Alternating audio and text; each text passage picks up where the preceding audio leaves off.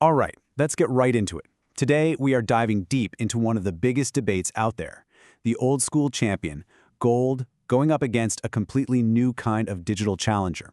Think of it as a classic showdown, a time-tested store of value versus a brand new contender. So, to really understand this whole debate, we first have to ask a simple question. Why do we even need something called a store of value in the first place? What's the actual problem we're trying to solve here?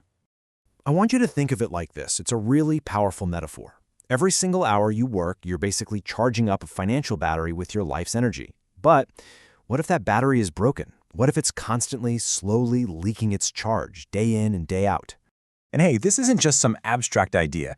This slide shows you what that leak looks like in the real world. Just 20 years ago, 1,000 baht could get you 40 plates of curry rice. That's a lot of meals. Today, that very same note buys you just 15. The energy you stored away is literally vanishing. And this is exactly what Satoshi meant. Good money is supposed to be a solid battery for your work, your energy. But what we have now, it's a failing battery. You're working just as hard as ever, but the value of that work is constantly being drained away by inflation. So, what's the solution? How have people, protected their energy from leaking away throughout all of human history? Well, for thousands of years, the answer has been the undisputed champion, gold. Let's hear the case for it from our academic, Alicesa. Alice's argument is, the textbook definition. It's confident, it's strong, and it's rooted in centuries of economic thinking.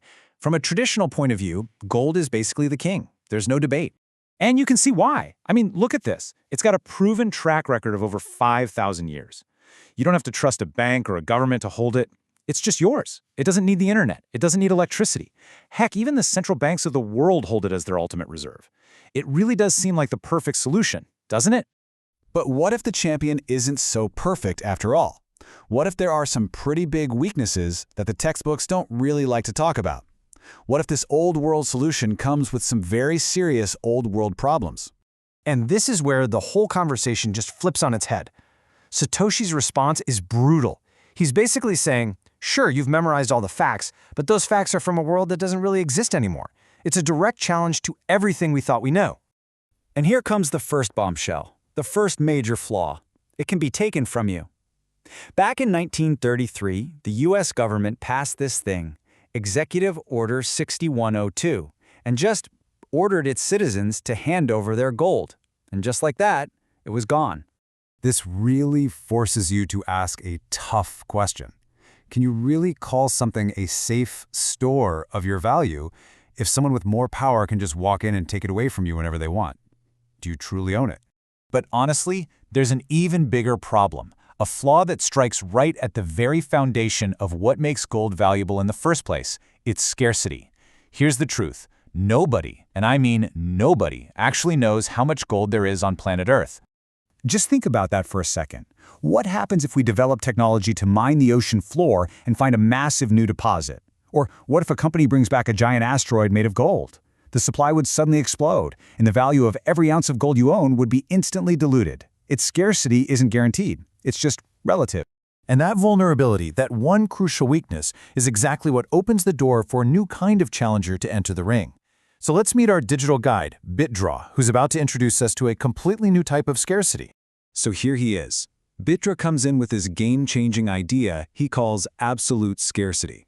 Now, this isn't about how hard it is to dig something out of the ground. No, this is scarcity that is absolutely guaranteed by pure mathematics. And the whole idea boils down to this one single number. The simplicity of this is what makes it so mind-bending. 21 million. That's it. That is the final, locked-in, unchangeable supply. Full stop. Just as Satoshi says, there will only ever be 21 million Bitcoin. This isn't a physical limit that could change with new inventions. It's a mathematical certainty that's baked right into the code. No one, not even a god, could create a single one more. Okay, so let's put them head to head. How do these two completely different ideas of scarcity actually stack up when you compare them on the things that really matter for storing value over time? This table just lays it all out so clearly. Gold's scarcity is relative. We don't know the full supply. Bitcoin's is absolute, capped at 21 million. Gold is heavy. It's a pain to move. Bitcoin is weightless. You can send it across the world in an instant. And maybe most importantly, Gold is a physical thing that's easy to seize. Bitcoin is protected by code and cryptography. The differences are just huge. And this right here, this is the climax of the whole debate. It's that moment of realization for Alicesa, and maybe for us too. The thought that maybe, just maybe, the rarest thing in the entire universe isn't some shiny metal from the ground, but an unchangeable, unhackable mathematical code. So that leaves us at a fork in the road, doesn't it? On one side, you have the old champion, with a 5,000-year history, but some very real, known flaws. And on the other, a brand new challenger, built on the certainty of math. The big question is, which path is the future? We're going to explore that in our very next episode, The Choice.